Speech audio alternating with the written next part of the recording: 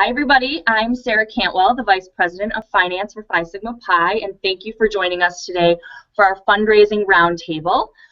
We have a few folks with us, and one hopefully that's going to be joining. We may have some technical difficulties, but I'm going to go ahead and let them introduce themselves. So Casey, do you want to start? Sure, thanks Sarah. I am Casey Gans. I am a chapter consultant for Phi Sigma Pi, and I'm excited to be here. Awesome, thank you. We're also going to be joined by Jennifer Nelson, hopefully soon, who is a 2015 graduate from Epsilon Lambda, and she's one of our panel experts today. And then, as I said, I'm the Vice President of Finance, and that's my volunteer role with Phi Sigma Pi, but in my real world life, I'm actually a fundraiser for the Olympic team. So this is a topic that's kind of near and dear to my heart, and I live every day, so I'm happy to answer any questions anybody has. So with that, we'll go ahead and get things started. The first kind of thing that I think people really struggle with is, how do you set goals for fundraising? I think a lot of times, chapters are trying to figure out what's a good event, what's a good fundraiser versus a bad fundraiser. So Casey, do you have anything that you can share with chapters kind of that you've seen that are good kind of goals that they can kind of focus on? Yeah, absolutely. So I feel like in my personal experience, fundraising goals tend to be goals that are overlooked a little bit. I feel like at the end or at the beginning of a term or the end of a previous term, chapters are focused more on recruitment goals and big events that they want to plan, and fundraising sometimes kind of falls to the wayside, but I do think it's really important to keep in mind. And I think the most important time to start thinking about fundraising goals is when you're writing your budget for an upcoming semester or quarter. I think there's no reason that you shouldn't be able to include a projected income that your chapter can make during your fundraising events for the next quarter. I think that's, like I said, like the optimal place to set the goals for fundraising. I think when you are setting goals for fundraising, especially when you're including them in your budget, it's important to consider how many active brothers you're going to have, how many fundraising events you would like to hold, and what kind of income you're going to need to plan the events that you want to be able to hold for that semester or quarter. So I think, like I said, the earlier the better.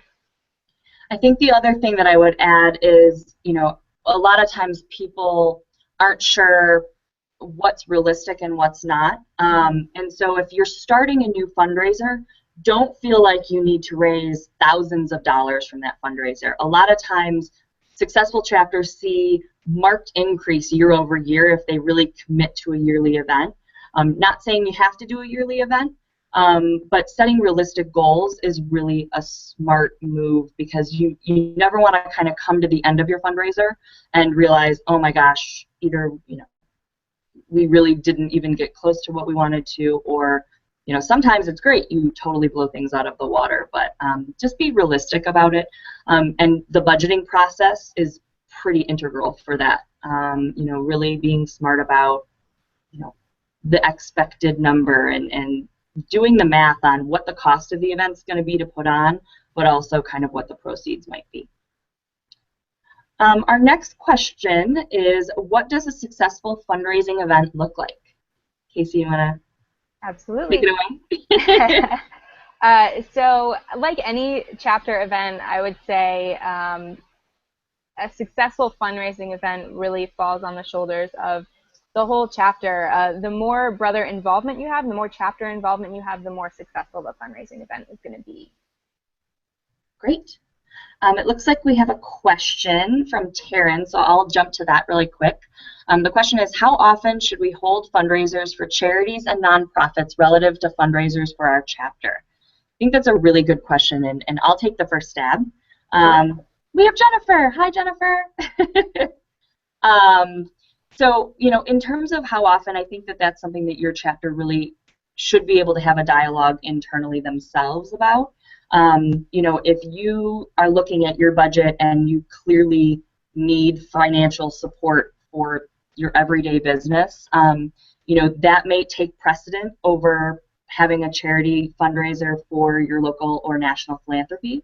So it's really going to come down to what works best for your chapter. But if you need financial funds for your chapter, don't let that deter you from having an event for one of your, whether it's your national or local philanthropy or a local charity.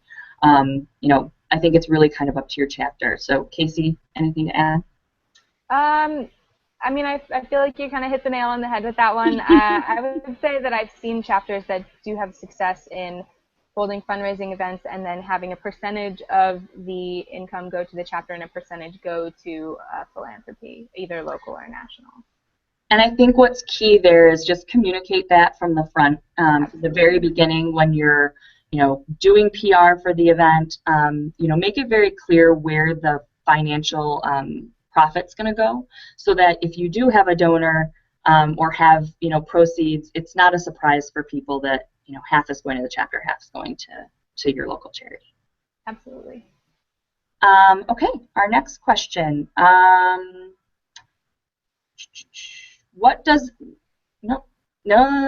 do you measure success for a fundraising event?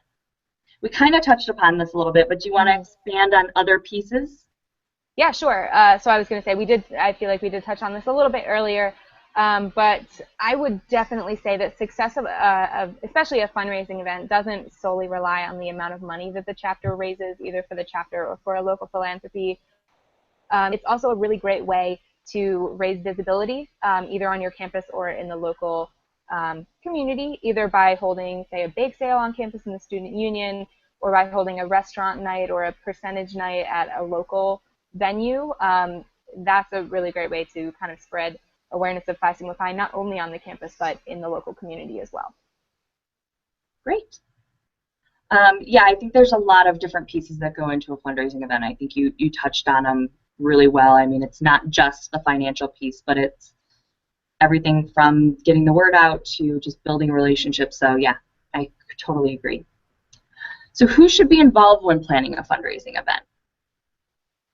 So I feel like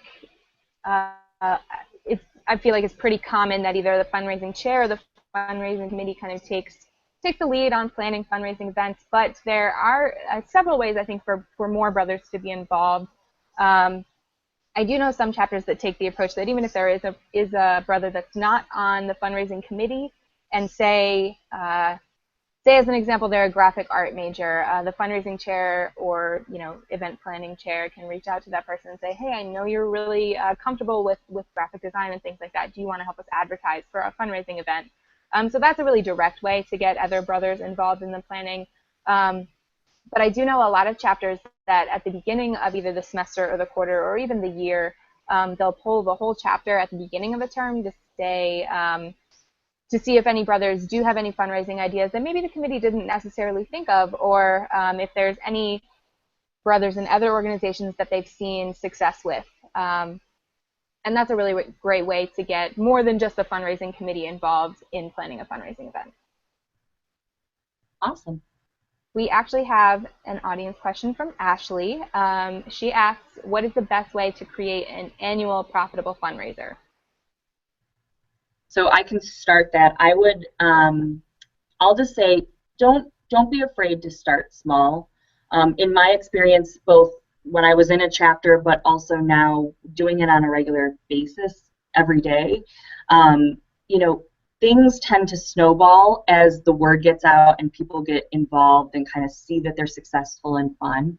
So sometimes starting small lets you get a lot of the little pieces in place, and then you can kind of grow it year after year after year. A lot of times just thinking outside of the box and utilizing the resources you have at your chapter and campus community, that will really help you set the right stage and the right tone for your event.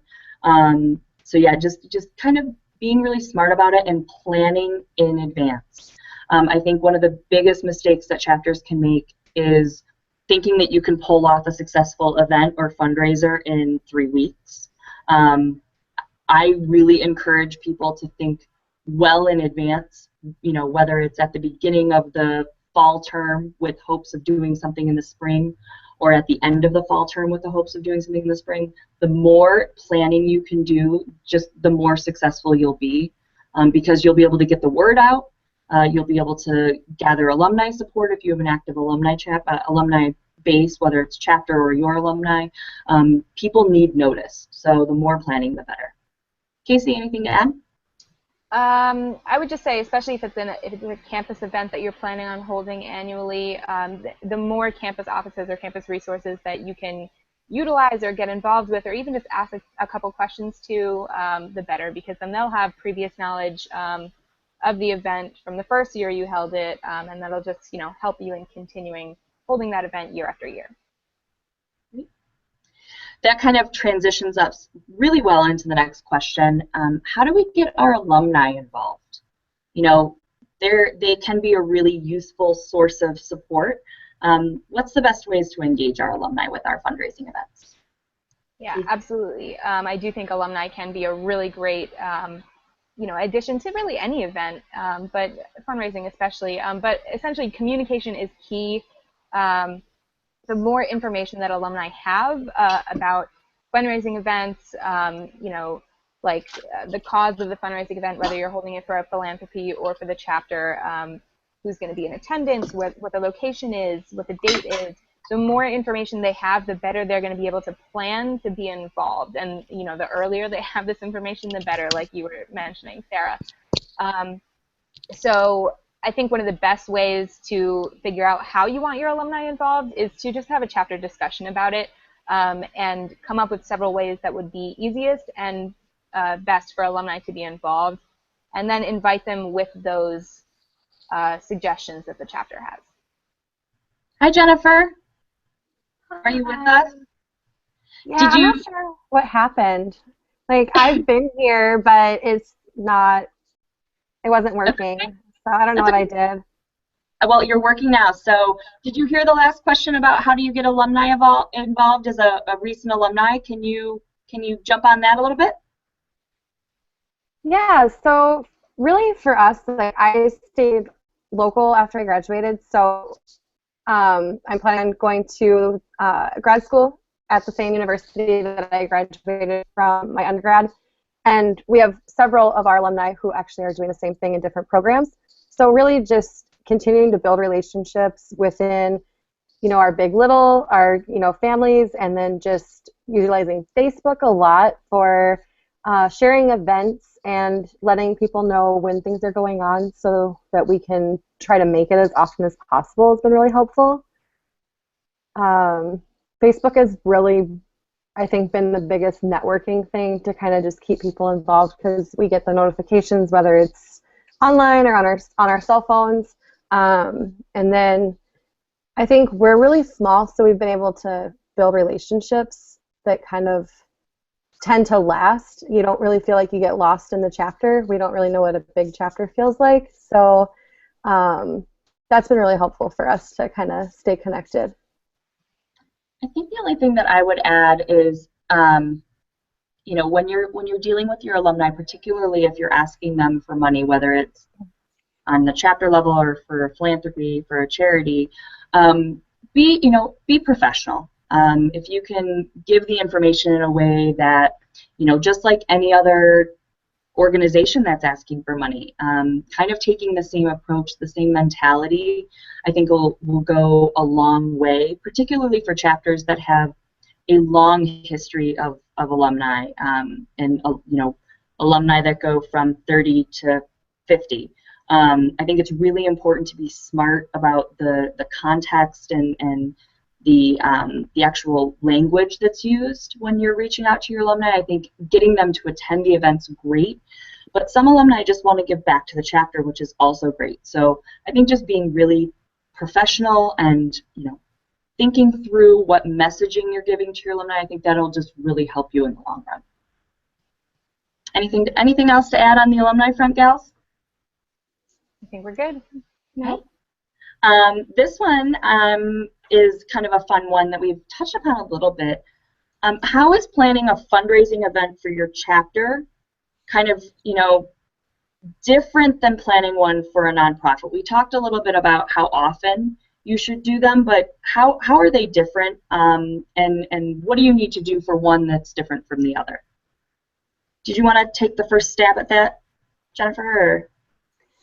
Yeah, so I guess I do some fundraising planning for Special Olympics. I'm the head of delegation for New Ulm Special Olympics, and so we plan fundraisers quite differently than our chapter did, because we're looking typically at long-term annual fundraisers versus a lot of times our chapter did shorter ones with food venues or activities with some of our local direct sales companies that are around. So I think for us, we had more turnover in the chapter than we see with the nonprofit, and our paperwork is a little bit different. So I think just making sure that communication is really clear. You're planning plenty of time ahead, setting goals, and just kind of making sure that what you're doing is attainable. I don't know. I think for us it was more small scale as our chapter, but we've found really successful fundraisers that work for us, so we kind of try to build those relationships and kind of go back to them yearly, but add in some new stuff so that our brothers and our alumni aren't getting kind of bored and run out with the same thing over and over. I think what I would add is, in terms of when you think about from a chapter perspective, you know, when you're raising money for a charity or your local or national philanthropy, the ask is a little different. So when you're going out and either soliciting for maybe sponsors or you're looking for donations, a lot of times people are more willing to give to something that's going to support a charity versus supporting and underwriting the fraternity and your chapter. So your messaging becomes a little different when you create your outreach letter, your outreach email template, which I really recommend if you don't have a kind of your fundraising toolkit, creating one for every fundraiser you do, whether it's for the chapter or for your for a charity. In doing so, what it allows you to do is so that your fundraising chairs aren't the only one doing all the outreach. It helps the chapter kind of embrace a fundraising event and use their networks and their friends and take things to maybe their bosses if they have a part-time job. But just have your messaging becomes a little different because it's in support of XYZ organization. Whereas if you're doing something where, proceed sale of a restaurant evening or candles or something like at my chapter we did program sales for football games. There's not as much of an ask. It's more of a deliverable sales versus a charity is more of a ask, will you support this organization? So, Casey, did you have anything to add there? No, I think you guys pretty much got it. The only thing I would say is just to make sure you're clearly communicating the cause, like you mentioned earlier. Yeah, absolutely. Don't forget, we do have an opportunity. If there are questions from the audience, please go ahead and send them on Twitter, or you can put them in the Google chat. Do we have one, Casey? You read my mind. We do have one. It's from Brooke. She says, what are some successful fundraising events that are realistic for a small town where community engagement is small? I'll start this one off if you guys don't mind. I feel like for smaller chapters that may not be in a larger community or may not even have a community at all around the campus, that it is really important to kind of focus on the campus itself that may provide some fundraising opportunities. And then there are also fundraising opportunities that you can do to kind of reach outside of the community. I know a lot of chapters have success with sales like Yankee Candle. A lot of chapters will have catalogs of like local chocolate companies. Like we always had Gertrude Hawk like in northeastern Pennsylvania, but I'm not quite sure how far that reaches. But I know chapters that have other local companies that are similar to that, and that really allows each brother to kind of be held a little bit accountable, and they can reach out to their families, they can reach out to their employees, or not their employees, their coworkers rather. And yeah, like I said, it helps kind of extend your reach a little bit, if that makes sense. Yeah, I would absolutely echo that, and I think there's a question on here that's related to the same question, and it's, sorry, I wasn't clear on what you said. You mentioned local businesses. How should we get them involved? So I think chapters have approached this in different ways. A lot of times you can look at who your brothers actually work for, like we mentioned earlier, and see if they'd be willing to reach out to their bosses or kind of general management to see if they'd be willing to donate, whether it's financially or a gift card to help buy food. I mean, there's a lot of different ways folks can do things. There are some chapters that will cold call, cold email, and that's where having a template and a letter in place is really helpful, because it kind of takes the fundraising language guesswork out of it, because it's a template and you can really personalize it for whomever you're trying to reach out to. Some chapters will reach out to their parents and parent companies. So I know my chapter, when we would have our large fundraiser every spring, inevitably we'd have 1 to 2 different family members that own a business that would make a $200 donation to the event or something like that. So other things is just looking at what resources are available on your campus to see if there's some sort of, you can tie in some sort of donation ask or something like that there. Anything to add to that follow-up question, guys? I think just, building relationships, you kind of meet people, and so keeping that in mind that, when you meet someone, you may not be thinking about going down that route of asking them for anything, but just getting to know them. You don't know what they're involved in and what kind of connections they might have. We've built a couple relationships with direct sales people at the Epsilon Lambda chapter that host fundraisers for us, where we'll do like a 31 catalog party and the consultant will donate commission. We've done that with Tupperware. So utilizing those things that are names that people know outside of the Yankee Candle, which has become really popular among a lot of the chapters, kind of give you another avenue. There are so many different companies like that out there that those are other options too, if they're not necessarily local standing businesses in your community. You can usually reach out and kind of make those types of relationships too. One thing that chapters may want to consider, and it's something that we do every day at my work, and it's something I wish we would have done when I was in a chapter, is keep a list of folks that have supported your events in the past. Who contacted them, whether it was a brother or an alumni. Try to capture their contact information.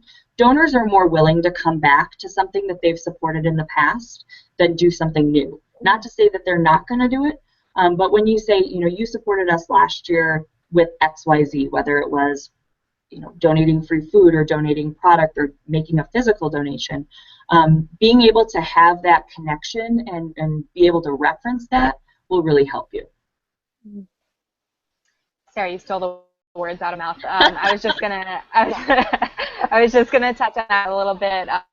I think too, when you do find a successful outlet or company or donator, it's important to, I think, first of all, thank them and to keep the communication open where you can. And I think keeping a list like that is one of the easiest ways to do that.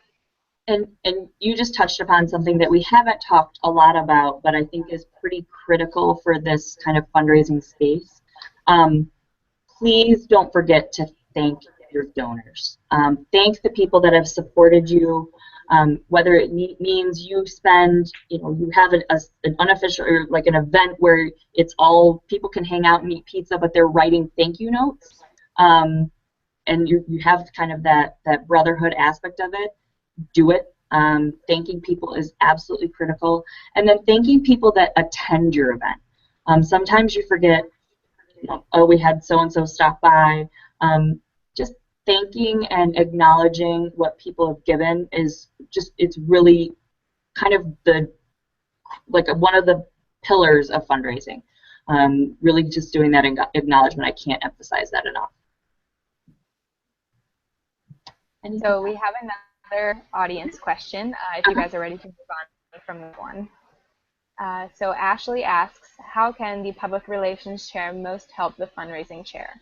And I'll start off a little bit. So I feel like the public relations chair in many chapters is kind of thought as almost an extension of the recruitment team. Like, I feel like the beginning of the semester or the term right before recruitment is it's a pretty key time for the public relations chair, and I feel like there's a tendency to I guess not use the PR chair to their full extent. Like, they, especially when they're advertising for recruitment at the beginning of the semester, they create a lot of connections, or they kind of figure out like what works, what people are going to see, how to get the chapter's name out there on campus.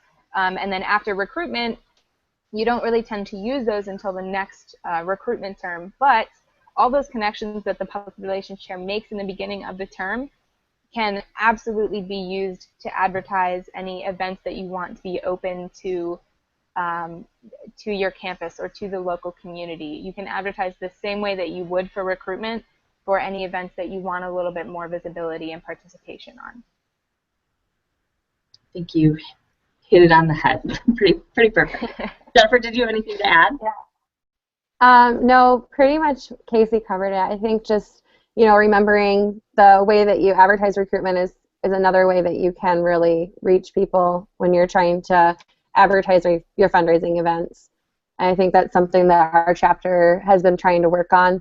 And I've seen that this spring especially, our PR chair is doing a lot more with that, which is really exciting to see that they're utilizing those advertising avenues. Great. Do we have any other questions from the audience right now, Casey? Not that I've seen, nope. If you are listening or you're on Twitter and seeing activity, feel free to ask some, but we kind of gotten down to our last question. So with that, it's who can I go to for help? Fundraising can be confusing, so who do you go to? Casey, you want to take it first? Sure. Well, as a chapter consultant, of course, I'm going to tell you that the chapter consultants are a great resource. We can help you identify what types of fundraising events will work best for your chapter, and how to go through maybe some of the red tape that we may have seen. Other chapters kind of go through. The university or your campus is also a really great resource because, sometimes I feel like fundraising really varies based on your region or your location or even your campus itself. So there may be things that are particular to your campus that we may not be as familiar with. So, reaching out to the necessary offices on campus they're also a really great resource. I always like to plug Chapter Talk on Facebook as well. It's a great way to find out what other chapters are doing, even outside of your region. So yeah, like I said, it's a great way to find out what other chapters have done in the past, what has worked, what hasn't worked, and it's easy. Like, we're all on Facebook. Jennifer, anything to add? I think Casey did great again with that one. Yeah, I think we tried to utilize Christiana a lot when we were, struggling to kind of try to find some extra ideas that would really help us when we were sitting in kind of what we felt like was a financial crisis. But, she calmed us down and kind of gave us some really great ideas. And I think Chapter Talk really has helped share ideas like the Yankee Candle fundraiser, and even though it seems like everybody does it, it still seems to be successful for all of the chapters because everybody has different friends and family. So I think both of those really do help with, kind of organizing and figuring out what's going to best suit your chapter. Great. I think the only thing I would add is I think the chapter consultants are absolutely your best resource. And I had Casey answer that because she obviously is one, but in terms of what they can bring to the table, they work with chapters across the country on a day-to-day basis. So they understand, what Gamma Mu's doing versus, Beta Rho. I mean, they see things and they all talk to each other. And, I think folks, a lot of times you're more than welcome to come to council, but to get the very best answer, your chapter consultant will be able to really give you a robust kind of understanding of kind of how to move forward.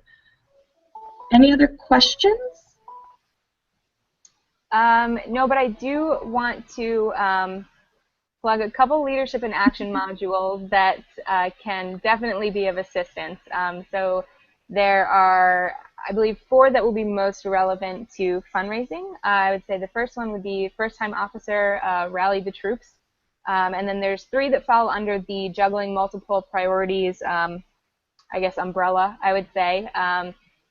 That was due when. I can do that later and cut the clutter. I cannot plug leadership in action modules enough. I love doing them. There are so many different relevant modules to day-to-day life, really, and you can request them for your chapter at phisigmapi.org/request a module. And we also have 2 more audience questions, actually. The first one is from Beta Sigma, and I think we touched on this a little bit, but just in case anybody has anything else to add, it's what is an effective way to draw in local businesses as sponsors to our chapter? Do you want me to take this since it's my chapter? No. I mean, sure, if you want to. So I think the best way to draw in local businesses is a little bit of what we talked about a little earlier, is identifying. You can also look at what's going on on your campus and what organizations, what companies are sponsoring other events is a great way of doing it. If you see somebody from a social fraternity or sorority that has a shirt from an event that has a bunch of logos on the back, don't be creepy, but kind of like notice who's sponsoring those, because it means they're inclined to participate in a fundraising event like something that Phi Sigma Pi might do. You know, just tap into different fundraisers that are going on campus. You know, I know that my chapter, there's a lot of 5Ks at Michigan State. So you can kind of see, you know, who's sponsoring those.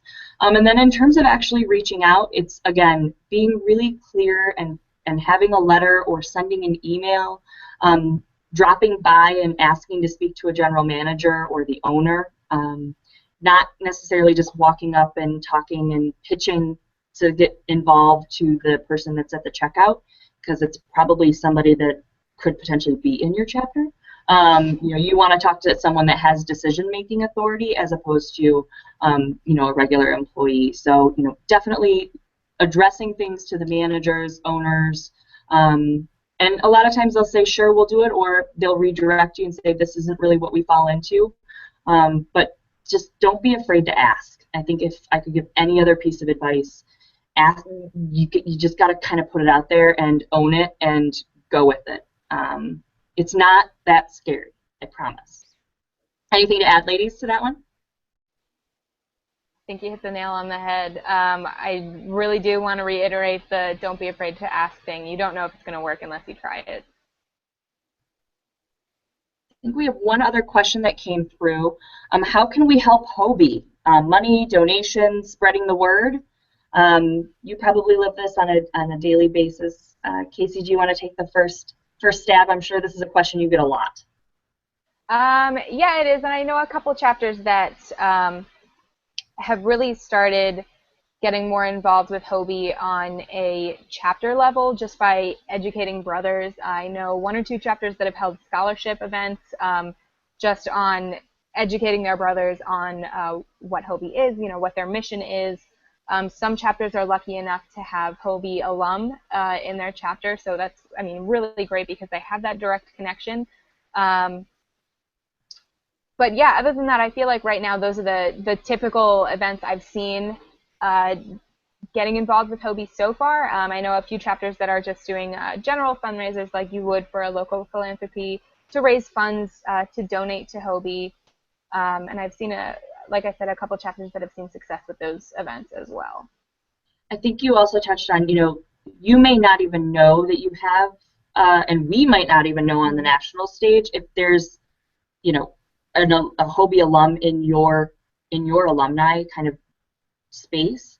So if you do a newsletter for alumni or have any sort of communication, you may even want to just put a call out there of, hey, if you were involved with this organization, let us know, and then let us know at the national office, because we may not know who they are, and they can they could probably really help you think through what a fundraiser would be. But I think we're all kind of getting our bearings on what works with Hobie and what different fundraisers. So if you are watching this and you have done a fundraiser for Hobie, let us know, and let us know if it was successful, and what would, what's changed, what you would do differently. But for now, I think, educating is a huge part of fundraising. It's often the first step. So if you can figure out a way to do that, you'll be in good shape. Absolutely. So I have two more audience questions. The first is from Dylan. He says, is it better to combine a fundraising event with another event or space them out? Then he also threw in shout out from Beta Sigma.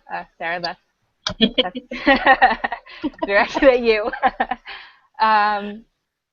But I feel like, I've seen fundraising events that are successful just as fundraising events, and I've seen fundraising events that are successful combined with other areas. I've seen chapters that have previously struggled with attendance at fundraising events. A way that they've kind of overcome that is by combining their fundraising events with other events like social events or scholarship events, just because it provides something else for brothers to be involved in while they're also fundraising for their chapter. So I've seen, like I said, I've seen a lot of success with combined events. But I think ultimately it's up to chapter preference and what you think will work best for your chapter. I'm a huge advocate of co-programming events. So I think it's something that every chapter should try once, at least once, and not, maybe even continue with. But ultimately, I think it's up to chapter preference. Do you guys have anything to add to that one?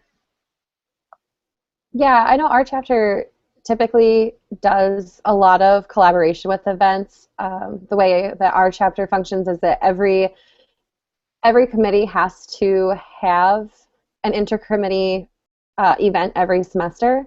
So a lot of our fundraising does get paired with other things, and we have seen an increase in participation in fundraising because of it. I think that might just be we're a smaller chapter, and so people sometimes get kind of worn out when there's a ton of events, and so sometimes being able to collaborate makes it a little bit more manageable for people and a little bit easier for them to get excited about what's going on.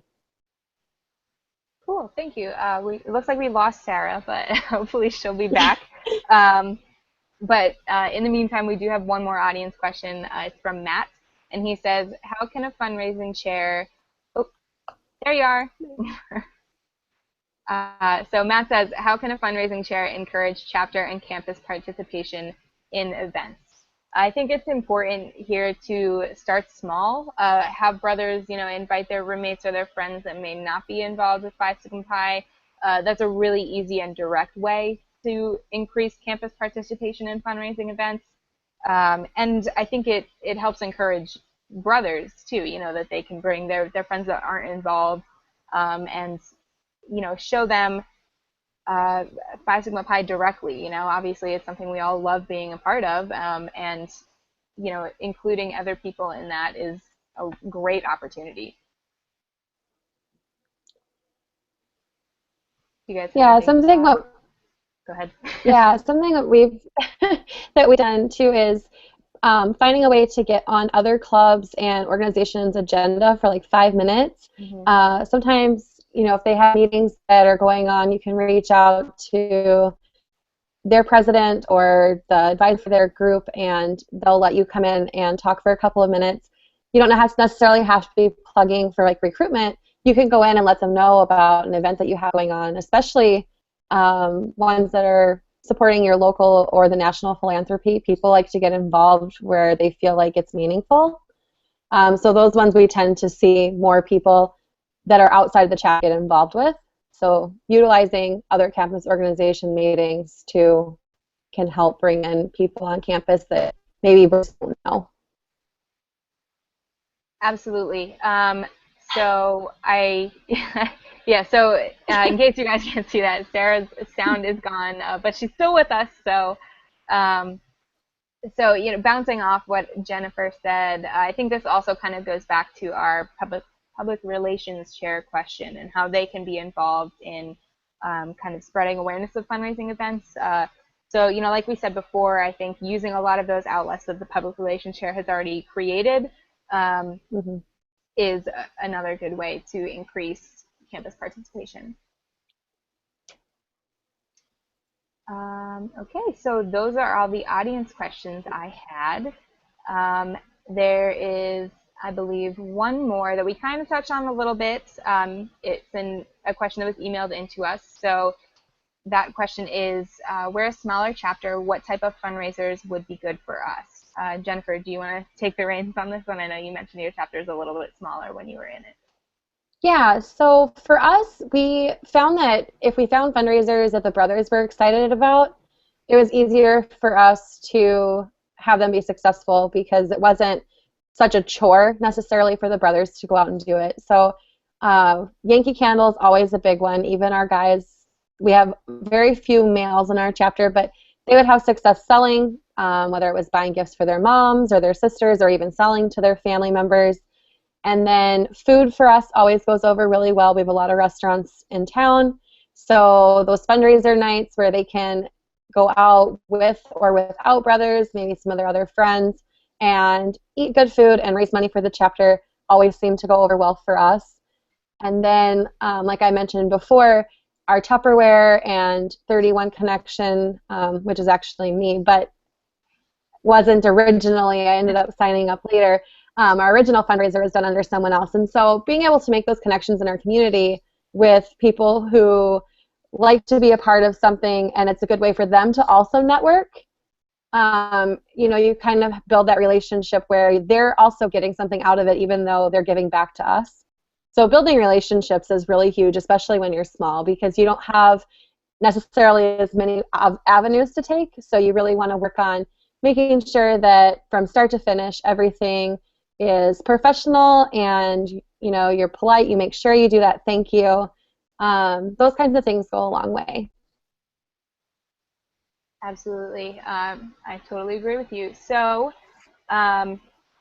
it doesn't appear that we have any other audience questions. So wrapping up, just a couple reminders. Really look into those leadership and action modules that we mentioned before. You can find them at phismapi.org/request-a-module. Don't stop at the 4 we suggested. There are so many great ones. So read into them, see what you think would be appropriate for your chapter or what might be a good fit for your chapter at this particular time in the year.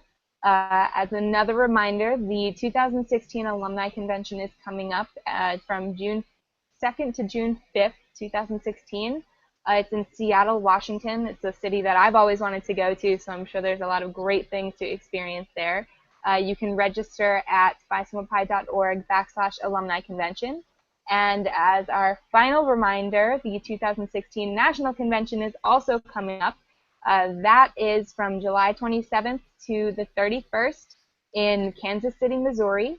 You can register for National Convention at phismapi.org/national convention, and I hope to see you all there. It appears that we lost Sarah, but in case she watches this later on the YouTube archive, thank you, Sarah. It was great to have you. Jennifer, thank you for being here. And like I mentioned, in case any of you want to share this with your chapters or play it at a chapter meeting or share it with your fundraising chairs, you will be able to find this at on YouTube in full. So share the link. It looks like Sarah's back with us just in time to say goodbye, but I'm not sure she can hear us. It doesn't look like it. I don't think so. All right, so thank you all for watching. And yeah, it was great talking fundraising with you guys. All right.